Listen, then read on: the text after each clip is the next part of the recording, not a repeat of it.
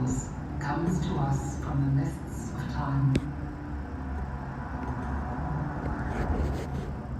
No one knows exactly how old it really is, though scholars believe it is from around 800 AD and began life on the lonely Isle of Iona in the Scottish Hebridean Islands, in the monastery that the Irish monk St. Columba founded there. Here, beside the sea, he established his community of monks, a school for missionaries, and a scriptorium in which the Word of God was written on vellum. The book contains the 4 Gospels from the Christian New Testament in Latin. Masterfully illustrated, its making was itself an act of devotion to God. The book is vibrantly colorful. Elaborate Celtic spirals combined with images drawn from Christian beliefs.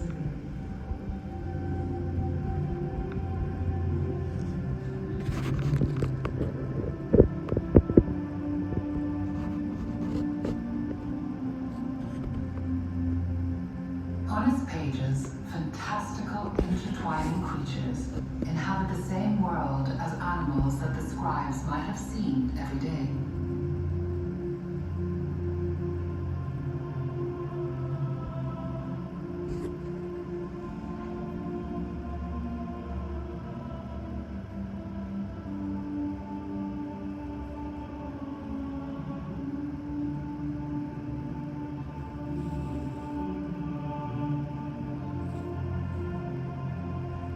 Texts in a similar style were produced in monasteries influenced by the Irish Church across Europe.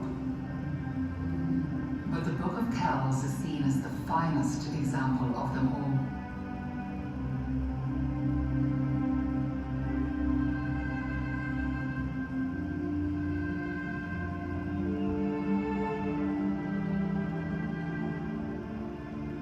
The text was written using natural inks and pigments, and it is believed that just a few scribes were involved in writing all the words that the Book of Kells contains.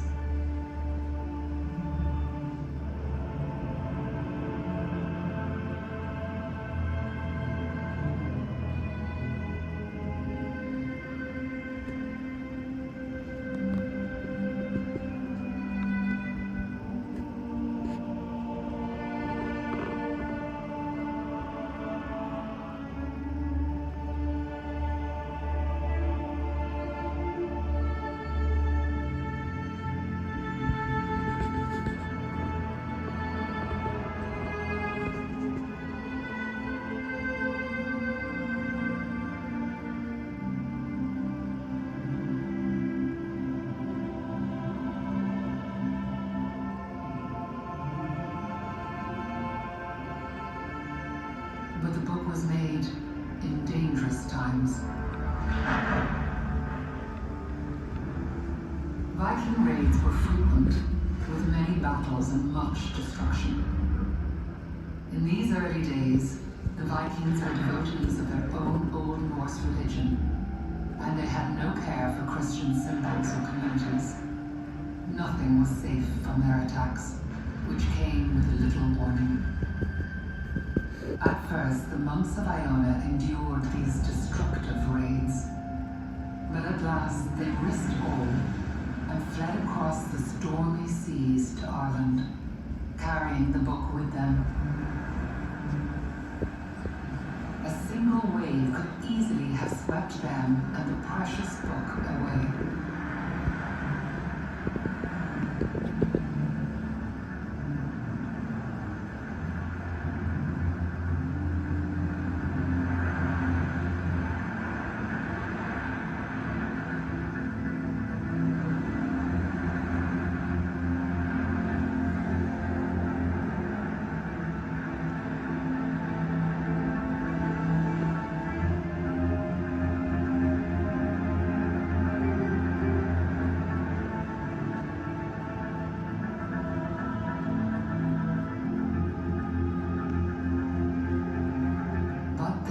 fortunate.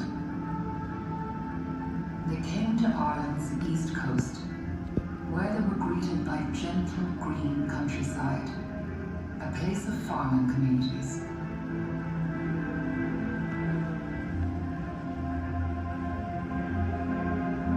Still in search of safety, they travelled 30 miles inland to a new Columban monastery at Kells in County Meath.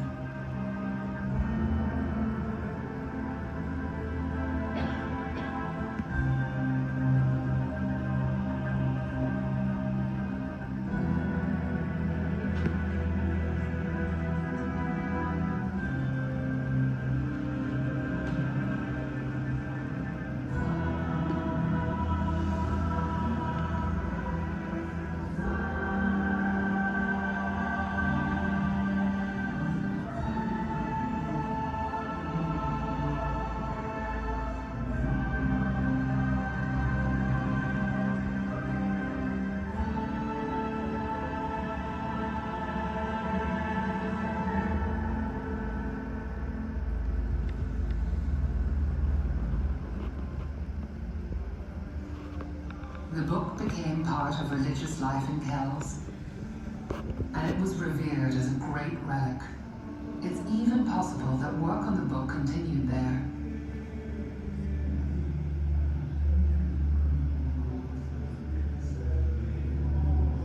But it proved no safer. The book was stolen, thought lost forever, and then found months later buried underground. Its casing, which is believed to have been ornamented with gold and jewels, was never seen again. But thankfully, the rest of the book survived.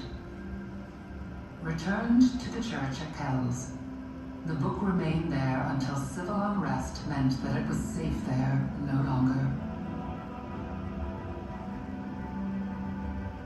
In 1661, the Bishop of Meath gifted it to Trinity College, Dublin, where it remains to this day.